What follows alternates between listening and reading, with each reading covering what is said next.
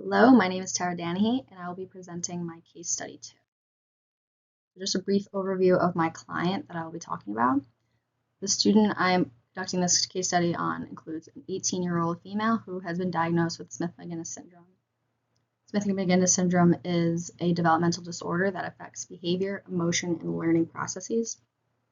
Major features of this condition include distinctive facial features, sleep disturbances, behavioral problems, mild to moderate intellectual disability, and delayed speech and language skills. This information was gathered from the U.S.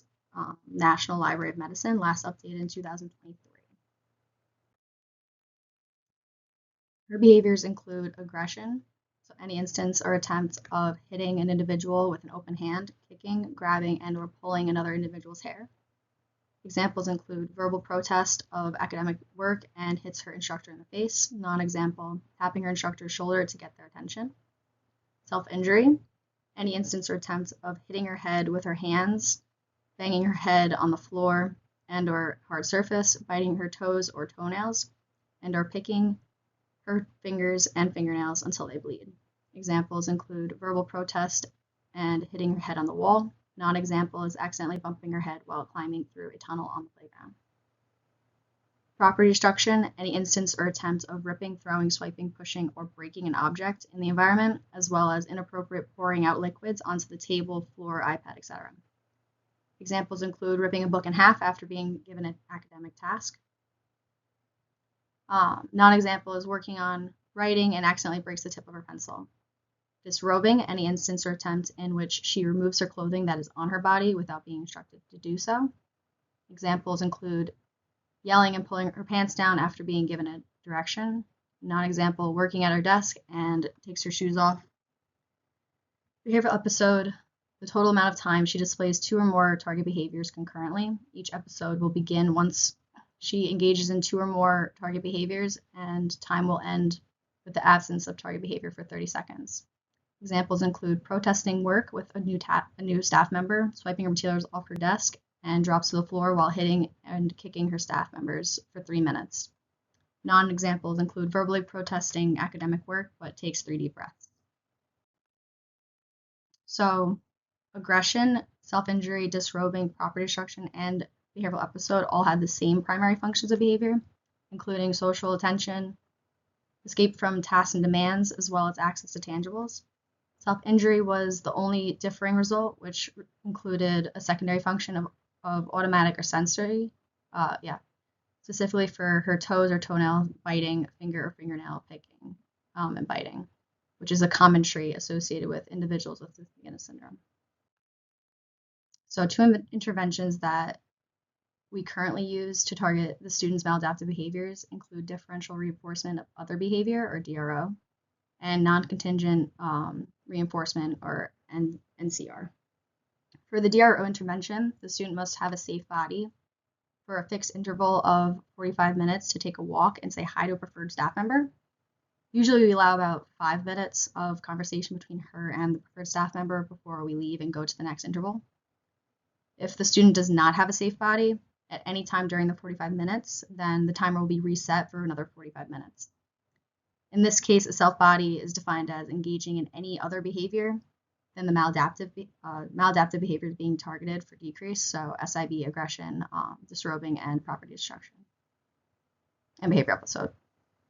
This DRO procedure has been in place for a few years now, and the time has increased slowly from 15 minutes to 45 minutes.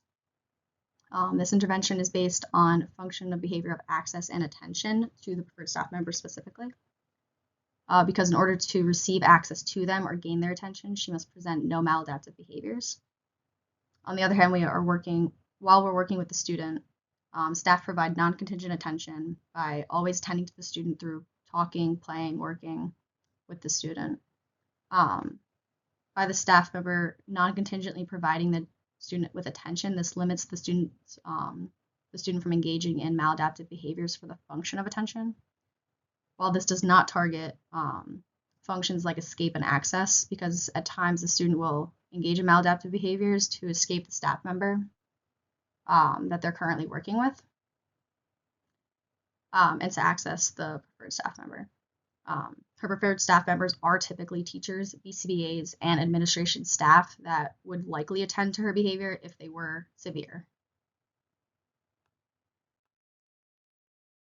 So DRO and non-contingent reinforcement are highly researched interventions that have been utilized for a wide range of disabilities to reduce maladaptive behaviors, and it is included in the Cooper, Heron, and Edward 2019 book.